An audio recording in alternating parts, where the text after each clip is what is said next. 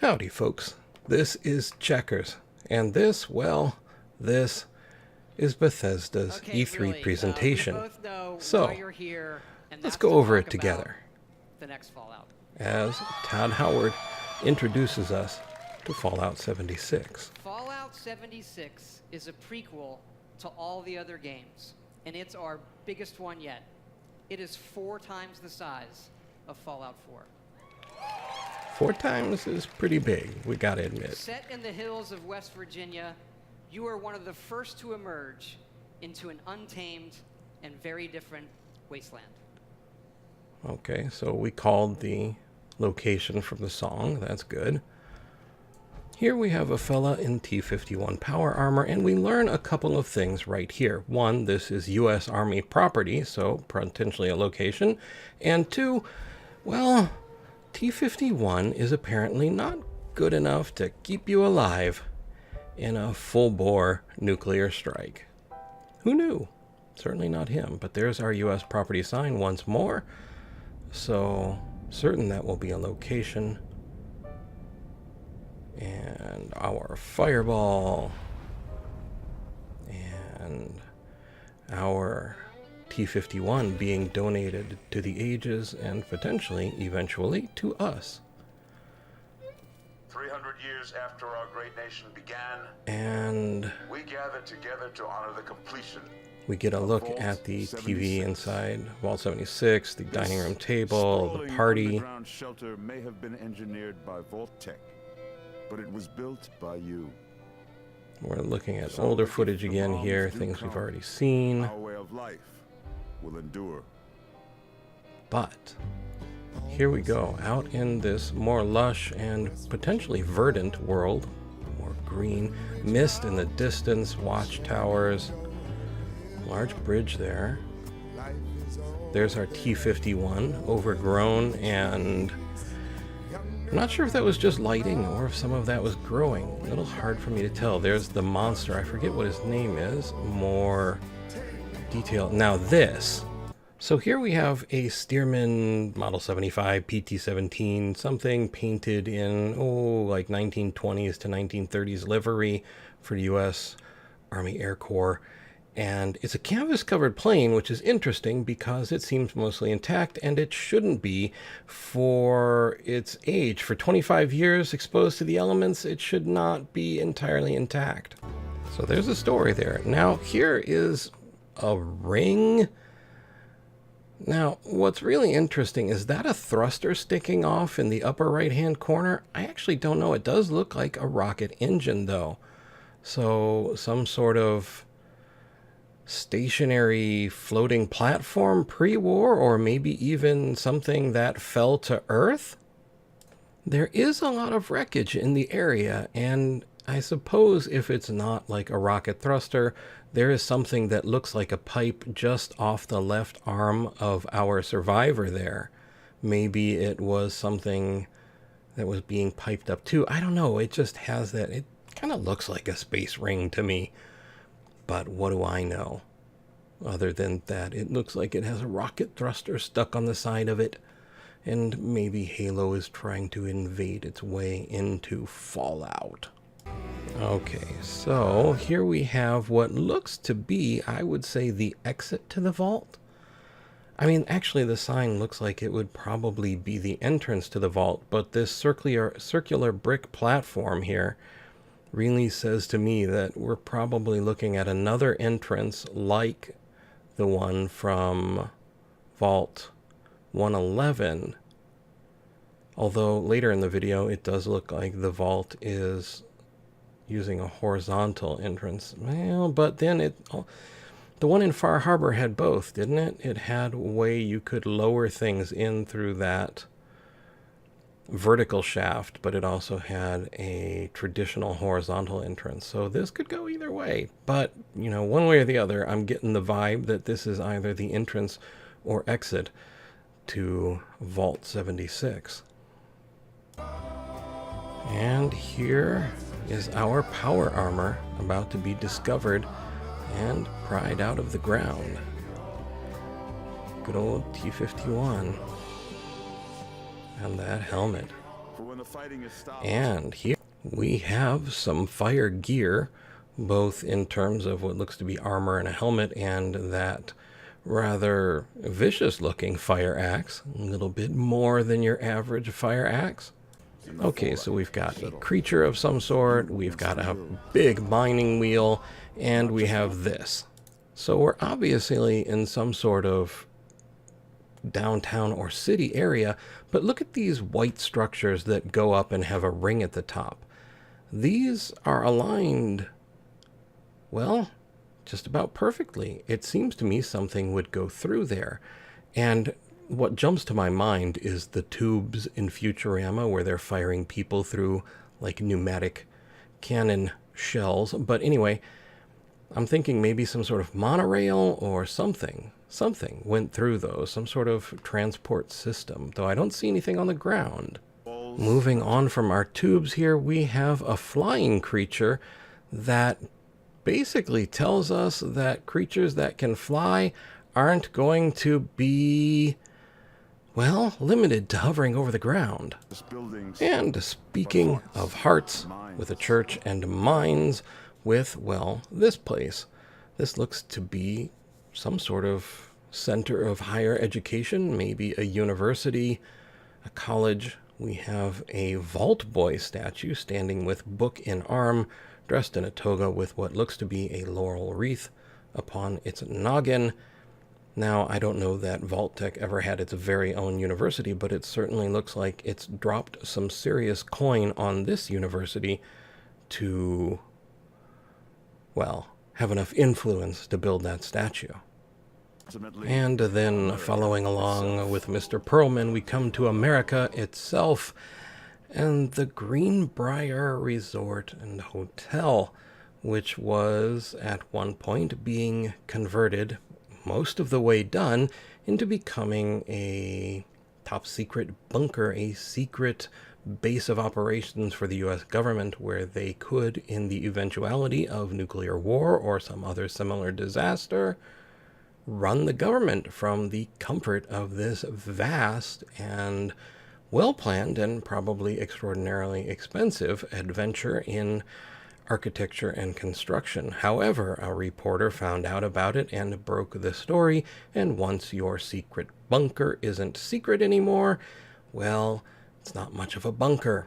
So the Greenbrier's secret bunker never really came to fruition, let's say. I imagine it could still be used, though. Okay, well, time to suit up in our T-51 power armor. In Vault 76, our future begins. And find out about our future.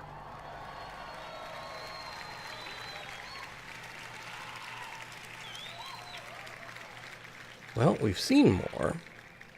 Now we need to learn more. Vault 76, one of the very first vaults to open, was built to celebrate America's tercentenary, which is an awesome word, by the way. Like, that's your word of the night, tercentenary. You are one of the very special few selected to be an occupant and spend 25 years underground waiting for Reclamation Day, the day the vault opens. Now, we saw this in the original trailer, and this is our computer terminal here in Vault 76. There is our bookcase. So this may operate as a hub for multiplayer, but I'm actually not sure. That's one of the things I still have many questions about. Good morning, Vault 76. This is the Overseer. So here we're getting a really good look at the interior, about where things are spaced. Bedroom behind us, laundry room and bathroom to our right, living room before us. Hope you all enjoyed the party last night. And as we pan through, we see the addition of the dining area, and we have to take a moment to admit this is a really well kitted out vault. The Victrola record player there, that seems a little outplaced for the technology, but I mean, it's an antique of some value, I imagine. There's a fireplace We have a television couch. This is set to be very homey. This is not quite the utilitarian vault that we see in other areas. I just find that really interesting. Again, they've mentioned before, they want to preserve that American way of life, I think right down to the way they're living. Have overindulged and overslept, but it's time to get up and get out there. And here we're about to get our Pip-Boy, apparently for the first time. I'm not sure if this is an emergency break glass sort of thing, or this is just where you store it daily. Seeing that we usually sleep with it, move with it, eat with it, this is an interesting variation from what we've seen. And we've never seen anything like it, at least that I know of, in any other vault. We've been locked away long enough.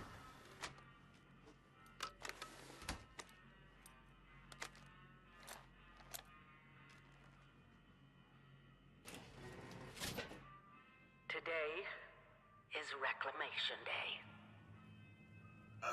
So the vaults have seemed kind of empty, but things are obviously happening, more than we could attribute to one individual, and here we see how that's all happening.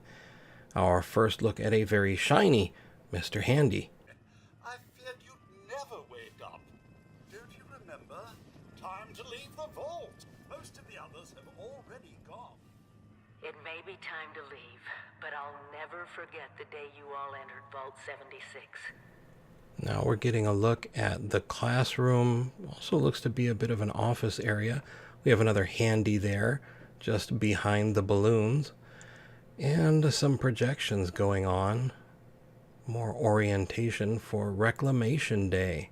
You come from every walk of life, every race, color, and creed. And as we step up to the platform where the line starts here, we find information on getting a job and exactly how special we are just before we enter the actual vault entrance / exit and make our way across the catwalk while the vault is opening. We see another Handy, our third as far as we know, and step out into the light. And as the bright white light fades and we see the actual vista, I will say this, it does appear that Fallout 76 does support ultra-wide HD. We always start with the world, and this time it features all new rendering, lighting, and landscape technology. It allows us to have 16 times the detail and even view distant weather systems across the map. Numbers in detail and textures are things that I really personally can't visualize. It's something that I really need to see. However, I will say that the weather systems, the clouds in the distance, was something that I have noticed, and that's actually pretty cool. Now, most people don't know West Virginia that well. It is an incredible array of natural wonders, towns, and government secrets. This is where the actual nuclear secrets are. And the quest the Overseer sends you on. The barrel is a little short, but we need to stop and take a look at this because this is an MG42, basically Maschinengewehr machine gun, model year 1942, built by the Nazis, has an extraordinarily high rate of fire. And, well, what's interesting about that is it means that we do have some shared history for this to exist, just like the, well, designed in, I think, the late 20s, maybe 1929, Walther's PPK, which shows up in Fallout 4 as the Deliverer. So at least aside from the split off of tubes and microprocessors, we did have some shared history. We'll take you through 6 distinct regions, each with their own style, risks, and rewards. And a contingent of portal turrets stood up in the back of the hall and cheered as they viewed their grandparents lovingly walking down a corridor. I think this is their first date. And oh, not so many years later, those bouncing baby girl turrets would be all ready for GLaDOS. Fallout creatures And we even use the folklore of West Virginia to bring our Fallout versions to life. For those who've been wondering, the Beast of Grafton is the name of this rather large and swingy creature. There's a hive bee? No, some golem apparently made an appearance, and I think he belongs to Half-Life. No idea. Cool, though.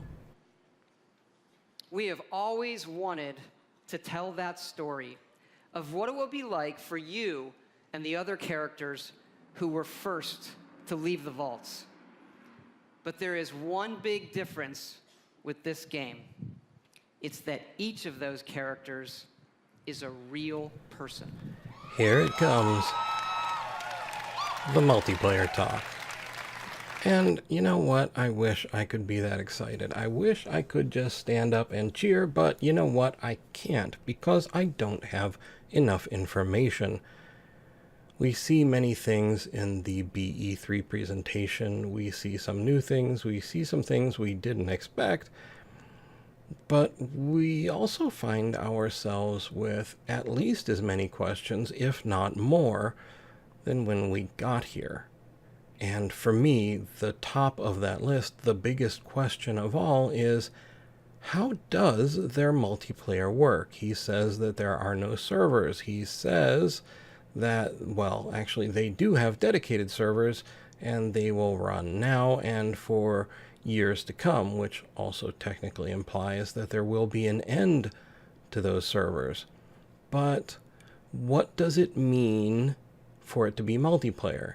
Is this something like Diablo 3, where I start a game and the game breaks off into a splinter world for me, and I can run around the world and be the hero of my world, and if I want to invite friends, I can invite friends, and we can share that world?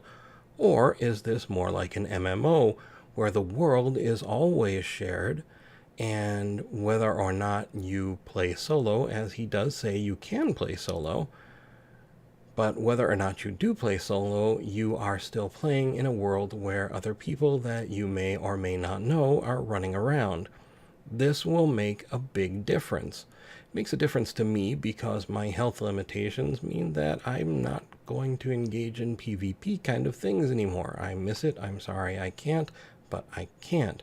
Other people will have other things that they feel about it. Other people will be excited for the opportunity if it is full bore, full on PvP all the time. Other people will be very disappointed. And right now, we just don't know enough to say one way or the other for any group or all groups.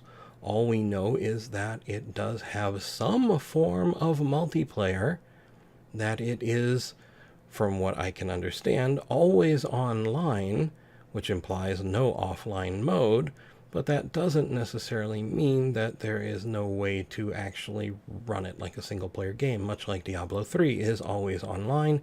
As I said, you can basically splinter off your own world to play in. So while we have new things to see, while we do have some new information, for me, this is the biggest problem coming out of BE3. And that is, we don't know any more about Fallout 76 than we did when we just had a leak. It's multiplayer, but we don't know how it's multiplayer. We don't know how multiplayer operates. We don't know if I can start a game, say, and password lock it so I can tell my friends to come and join me. Here's the password, come and play.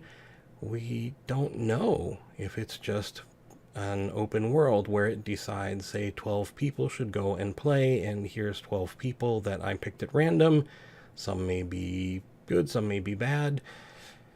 Will there be PvE servers, PvP servers? Will they all just be one thing? So, again, I can keep asking questions, but I can't give any answers until they give answers, and as far as I know, they haven't given any yet. Because yes, Fallout 76 is entirely online.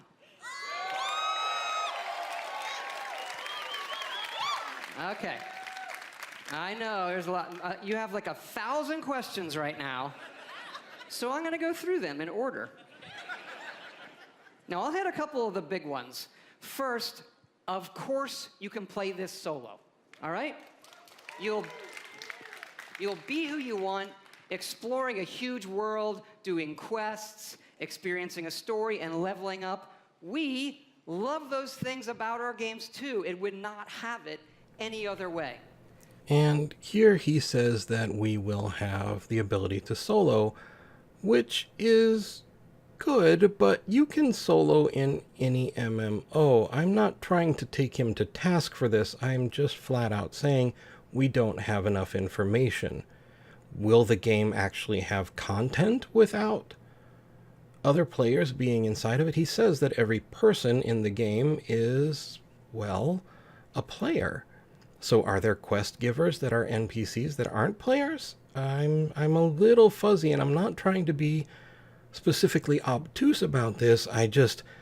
There are questions that I have that do not feel answered at this moment in time, but I am excited that he says at least that we can solo to some degree.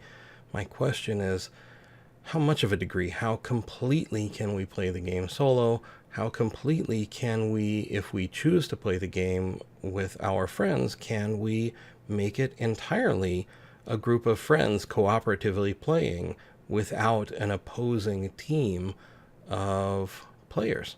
But also, like many of you, we have always wanted to see what our style of game could be with multiplayer. So many of us talk about experiences in our games, but we've never experienced them together. Okay, so I'm with him on that. I absolutely have played Fallout and Skyrim and thought to myself, you know what, boy, I wish I could call my friend and say, hey, come join me and let's take on this challenge together. You hit the building from the right, I'll hit the building from the left, and, it'll be a blast. We used to play games like, what was it? Rainbow Six, Raven Shield, that sort of game together, where you actually had some cooperation and fun. Hidden and Dangerous 2. These were great games for that. And I do find the idea of cooperative Fallout, cooperative Elder Scrolls intriguing. But again, I'm concerned about the fact that that's not what they're pushing for most of the video, and I'm not entirely sure what exactly they are pushing. It's multiplayer. We know that, but we don't know what flavor of multiplayer exactly we're looking at. And unfortunately, and I don't know if this is true of Bethesda or not, but some developers have a history of wanting to substitute players for content, and I really, truly hope Bethesda is not falling into that particular pitfall. So about 4 years ago, we hit upon an idea that is perfect for Fallout. Open world, survival, every person and character is real. And it was an idea that we just couldn't shake. We knew we had to do it and do it in a really big way. Now, I know you may have played survival modes in like some of our previous games or some other online games, and people wonder, is this hardcore survival? I like to think of it maybe, it's more softcore survival. Maybe that should be a new ESRB descriptor. Death never means the loss of progression or the loss of your character. Your character isn't tied to one server. As a matter of fact, you'll never even see a server when you play. You'll be in a world with dozens, not hundreds and not thousands of other players. Softcore survival. Death doesn't affect progression, and we'll never see servers. We'll be playing with dozens, not hundreds nor thousands. I mean, I get all of that. I get these things, but that still doesn't tell me how selective I can be about who I want to play with. Because there are times when I just want to play with my friends. And, well, I mean, for my own case in particular, I can't play competitive games anymore, and no one misses that more than me, believe me. I used to play War Thunder like crazy until I found out that I was having memory losses and sometimes waking up on top of my keyboard. Not because I fell asleep, but because I blacked out on it. So I don't expect everyone to make games specifically for me and my condition, but I also do expect people who are making games, especially role-playing games, that have a history of allowing you to explore on your own, to build on your own, to allow you to choose to actually be on your own, or to choose who you actually want to play with. I think if they don't allow this, if it is strictly open to whoever those dozens are that a server somewhere decides to match you with, I think that will not quite go as well as they would like, at least with the fan base. With a multiplayer fan base, I don't know, it's really hard to say. Are they shooting for something like Fortnite with this? Not intentionally, I wouldn't think. I don't think 4 years ago anybody saw Fortnite coming. But again, I really think what's going to make or break Fallout 76 is how the multiplayer is handled, not that it just has multiplayer. I don't think there's anything inherently wrong with that as long as it's not the only content. If this is something that happened in the past, you had games like Quake and Unreal, and, well, they didn't necessarily start out with bots because bots were hard to program. Someone became very good at it, and the bots in Unreal, say, became incredible. And people even made bots for Quake. And then, at a certain point, developers decided that bots were just too expensive. So if you look at Battlefield 1942, the original Battlefield, it had bots. And I think it kept them for a little while, but then they just decided, no, you know what? It's too expensive to have bots. It's pointless. Why do it? Well, when you do that, when I see someone whose content is entirely multiplayer in focus, I see lazy. I don't see innovative. I see someone who didn't want to take the time to create bots. I mean, bots were a big AI challenge in their day, and it's one that was conquered. It should be something that can be done. I'm not saying that Fallout 76 needs bots. I mean, this is basically just a digression on the fact that if it relies entirely on players to be content, and we've seen creatures so it doesn't appear to do that, but if it does rely entirely on a PvP mechanic or an adversarial mechanic of player versus player, perhaps not in combat, but say in building, I think that is not good. Especially not from a company that makes vast open world games that have, a certain serendipity, a magical quality like Skyrim of just being able to hand you things to do when you least expect it. I would be truly disappointed if other players were expected to be the content of the game. So I'm hoping that's not true. It's the apocalypse. It's not an amusement park, okay? And you'll be able to join your friends whenever you want, and all of your progression goes with you. You'll be able to join your friends whenever you want, and your progression will go with you. This to me sounds a little bit like State of Decay 2, where I can join my friend's game, but my settlement, the things that I've done, are behind me in my own game. and I am involved in my friend's game. So is there some sort of ownership of the game, of the world? I mean, you are building things together.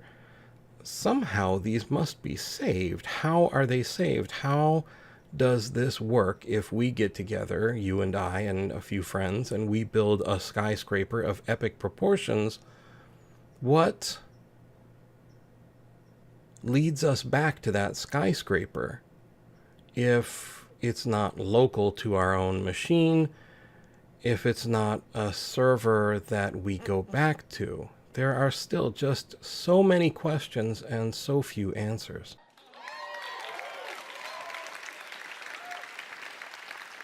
When we think about games, we think about worlds and the choices that you can make, the stories that you create and tell yourself.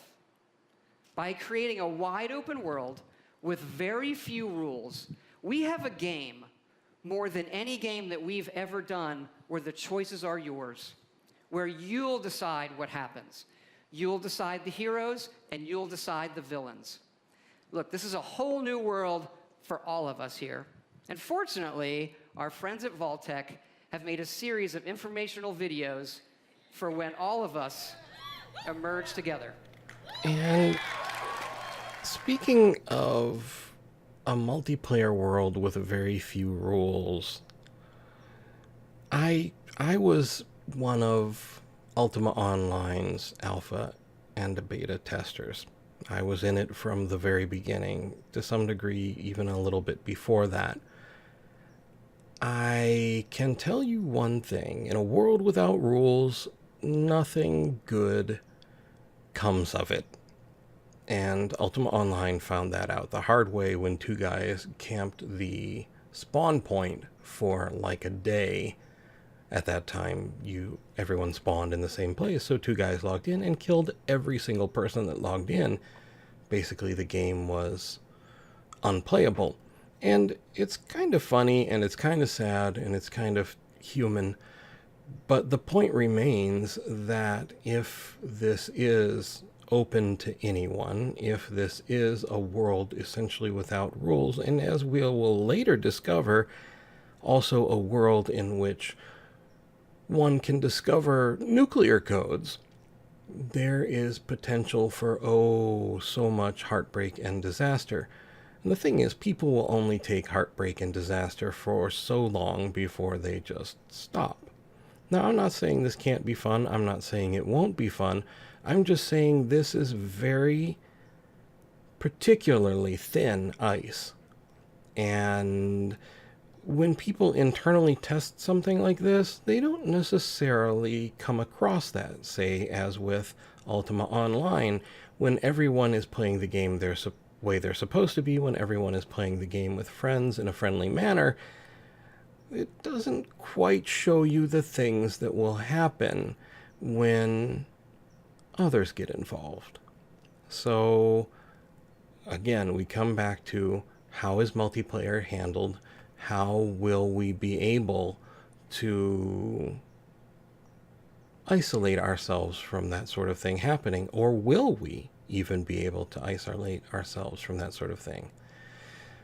Still don't know the answer.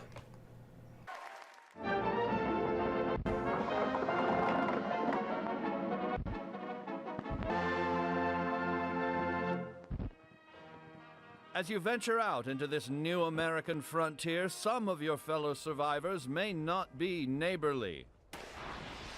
And our unneighborly friend just fired a rocket at us, and we will take a moment to hide behind a tree.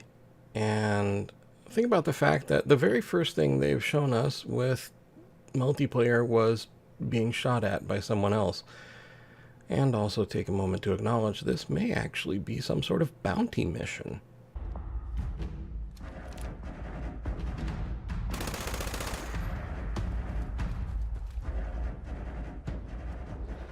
I just have to say, there is no universe in which you should switch from an MG42 to a flintlock pistol. Just no universe. Nope. Nope. Nope.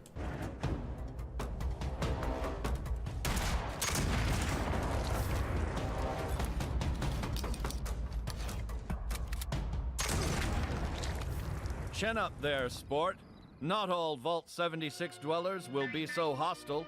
Find them. And again, I brave have the to new point world out that together. they chose to show us not working together as the first example of Fallout 76, but a gunfight. Even if it didn't really make a whole lot of sense. But, you know, typically when you show something in that fashion, you're saying that the first thing is the more important thing.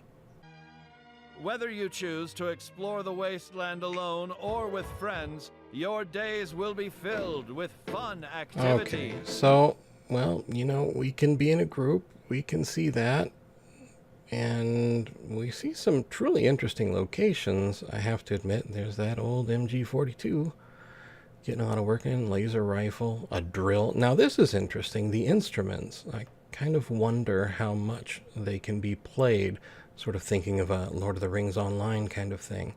I think Bethesda can make an interesting multiplayer experience. It's not a fear that they can't do it. It's a fear of the experiences that we've had in the past with games and developers, and finding out that it's not necessarily what we had expected, hoped for, or wanted.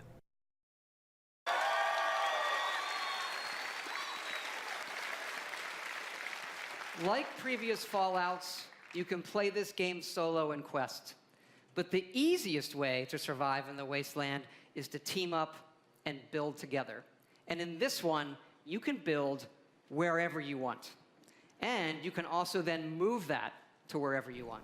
So he says that we can quest like we have in previous Fallouts. We can solo this, but it's just easier to survive in a group. Now, personally, I know that what I wanted from a multiplayer Bethesda game was to play with one or two or three, maybe four friends, and experience the world together as a team against the world, not as a team against another team. There are plenty of team-on-team, TVT, experiences in the world.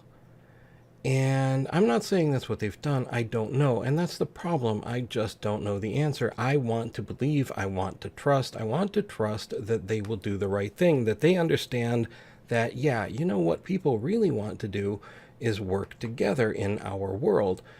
But what makes me constantly pause is that idea of seeing developers in the past use other players, other gamers, as their content. They become the adversaries. He said earlier that we would be able to determine who the villains are, and that's not necessarily always a good thing, and it's not necessarily what at least I personally would look for from a multiplayer Fallout game.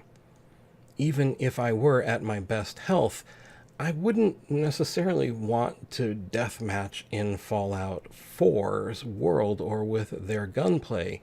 I want something fast. My favorite games are like Unreal Tournament for that sort of thing. Something that is really, truly going to push you to your limits. Or something like Rainbow Six, Raven Shield, where you have to be much more thoughtful because a single shot can take you down. But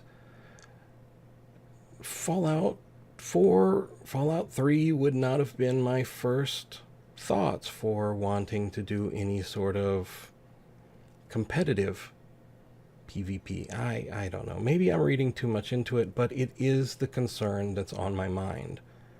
Will this be a game that, you know, I can play, that I can enjoy, that people can play together as a team and enjoy? Will they be able to build without having to worry about random strangers coming in and destroying what they've done?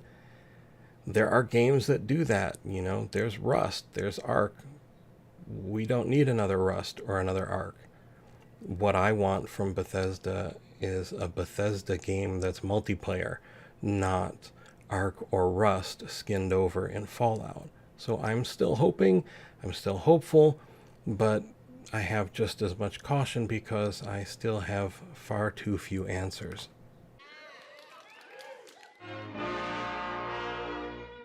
After After thermonuclear war, man's towering industrial marvels may no longer stretch to the heavens. What separates man from beast? It is his desire to build. Get started with camps. So here we have CAMP, C-A-M-P, and he's going to say what the acronym is. I can't remember offhand right now, but basically this appears to be our portable workshop. We set this down, we claim an area, and we can build from this point outward, I'm guessing. I mean, I don't actually know how the land is divided up. It could be in cells. I've seen games do that as well. Either way, what's interesting is that earlier he said that you can build what you want, where you want, and you can move it. And that concept of picking up and moving is interesting. Is he saying that you could build yourself a skyscraper and decide, you know what, I don't like this area, let's move over there by the waterfront because I'd like to go fishing occasionally? I don't know. And again, we have a lot of new information, but we have many more answers, I think. Sorry, many more questions than answers. Oh, it's getting late. The Construction and Assembly Mobile Platform. Construct your home of the future. With your home secure, you can now craft handmade ordnance at your leisure to give your altercations that personal touch.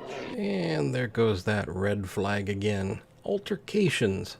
We're not talking about building to survive. We're not talking about you versus the world, you versus the environment. Really seems to be more you versus something.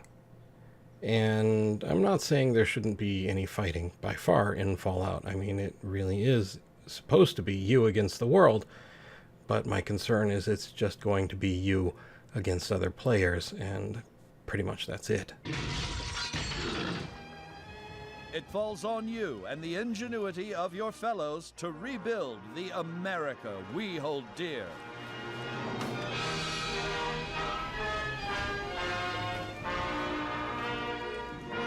But don't become too attached too quickly.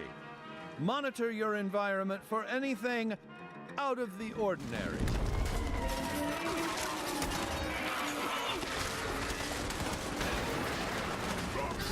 The home of tomorrow may undergo certain challenges. After a crisis, work with your neighbors to ensure success.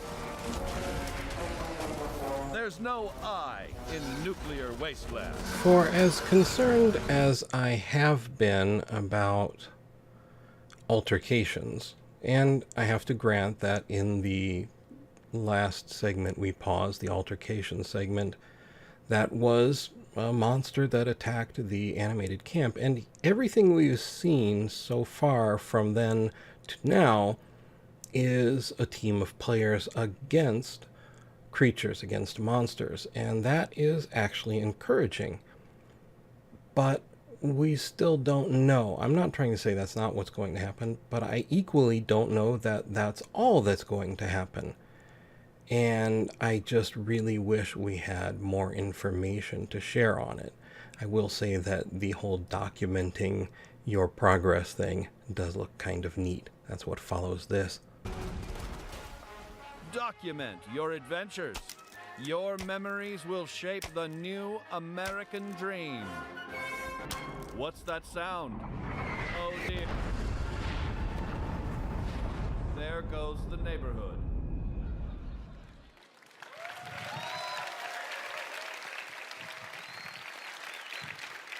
Yeah, we love dynamic game systems. So we thought, why don't we put multiple nuclear missile sites on the map?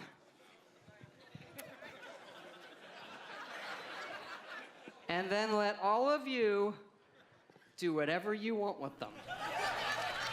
Yeah, there's nothing that could go wrong with handing the keys to nuclear missiles to players. Yep, nothing could go wrong there.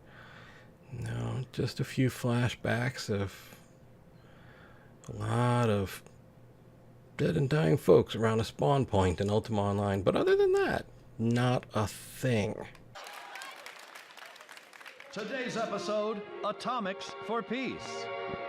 When you emerge from the comfort and safety of your vault, the world you know will have changed. Take your friendly old neighbor Johnny. Rather than coming over to borrow a cup of sugar, he may now be coming over for murder. To no one's surprise, Johnny is a dick.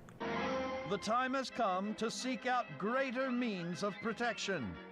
Nuclear armaments. So wrong. I can't even. That's right. We've had flavored protectrons. Now we have flavored power armor, and it's interesting and beautiful, but pay particular attention to the guy in yellow on the far right. To me, that looks like construction power armor. Courtesy of your Uncle Sam, these wonders of the atomic age can be found right in your own backyard. But how does a fella like you acquire nuclear weapons, you may ask? Begin by inquiring with the locals. Gently coax them into cooperation. Use a little elbow grease if you have to.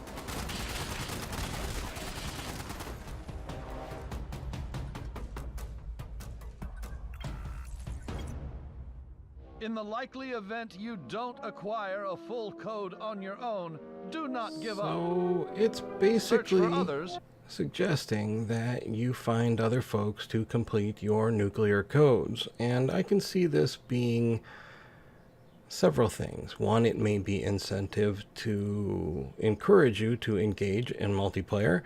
It may also be a sort of failsafe, a system to protect the server from one person being too powerful, being able to rule the server essentially because they got their hands on the code. So they would need extra people to help them just as much as anyone else would.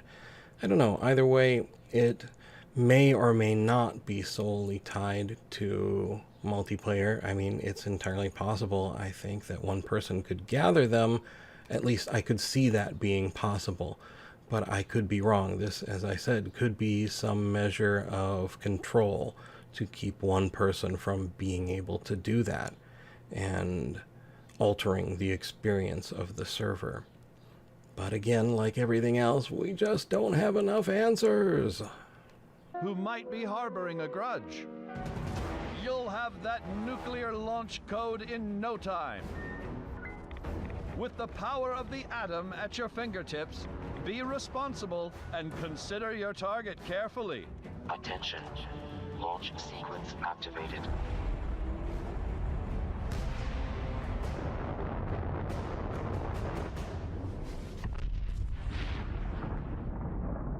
Will your bomb land on a rival camp of degenerates?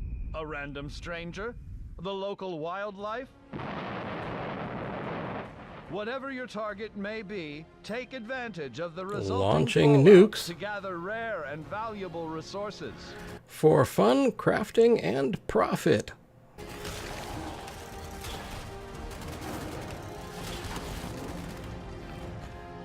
Yet these rewards don't come without risk. The fate of this new world is yours to command with the power of the atom.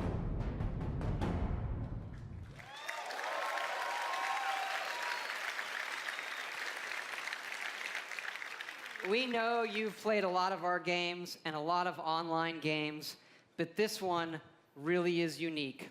We have built a platform, 100% dedicated servers that will support this game now and for years to come. And there's that years to come statement, which is at least as much of a threat as it is a promise, although we don't know how long Bethesda might run something like that, as opposed to someone like EA, who would probably turn it off because player count dropped by 5% over a weekend.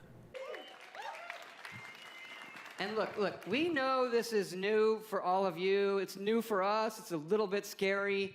And to that end, we're going to need your help. Because yes, we are going to have a beta. For the moment, I've looked, and the only way I can see any access to the beta is by pre-ordering. Whether that will remain that way or not, well, remains to be seen, but it is something to think about. And, well, whether or not you pre-order at Bethesda's site or, say, Amazon, those are more answers that I don't have. And it is sponsored by our friends at Vault-Tec as well, the Break It Early test application. Because evidently, these online games are hard, they can have some nasty issues. I read on the internet that our games have had a few bugs. I did. I read it on the internet, so it's true. And that sometimes it doesn't just work. Anyway, we know together that we are going to build something really special. And we also know that all of you love our special editions. And we have an awesome collector's edition for you. It starts with a map of the world that glows in the fucking dark. And it's great. It's so cool. It comes with figures you can put on the map.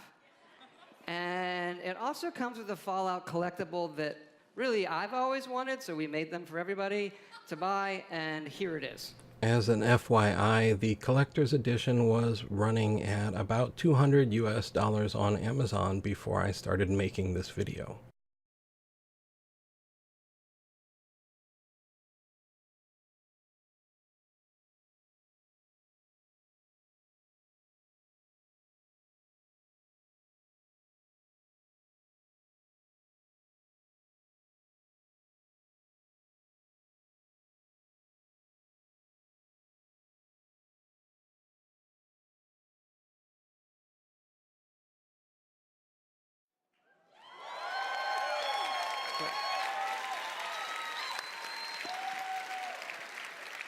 Yes, all of this, the Fallout 76 Power Armor Edition.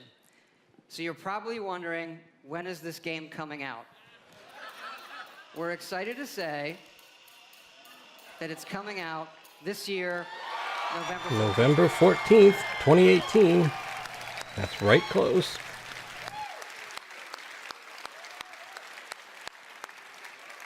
Thanks again for all your support of Fallout. It's been 10 years since Fallout 3, our very first one. And it's been an incredible journey with all of you. We also thought, since we're all here together tonight and it's so special, maybe we'd do something a little different too.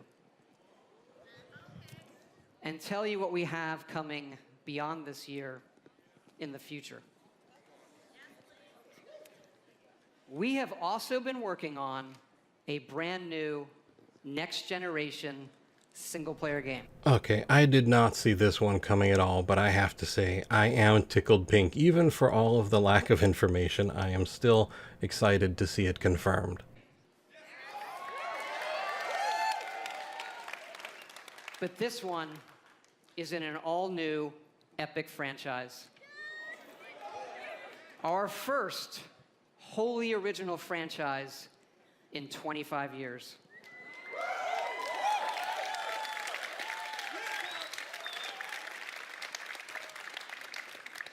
We're excited to announce our next adventure.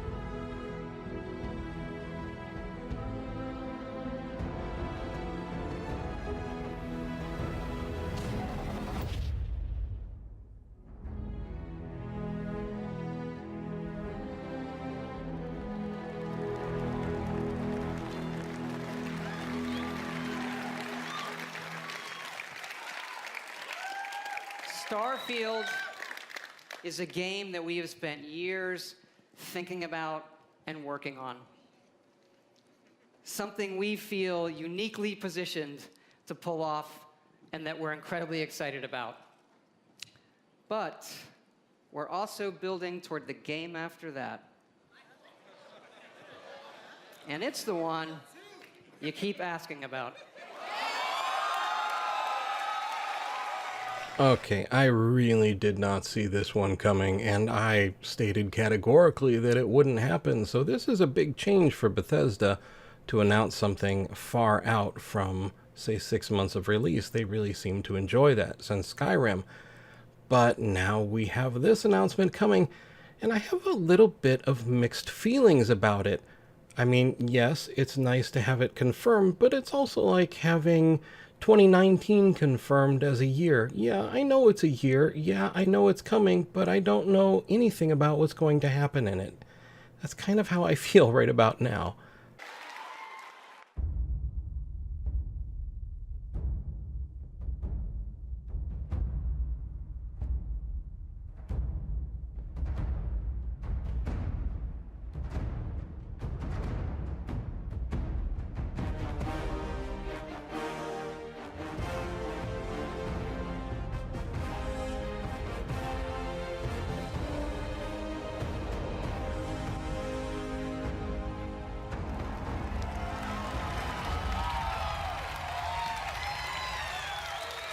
Thank you.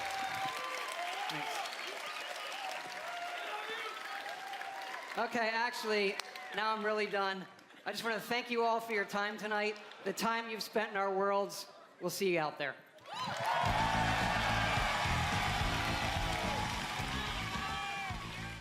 And that wraps us up.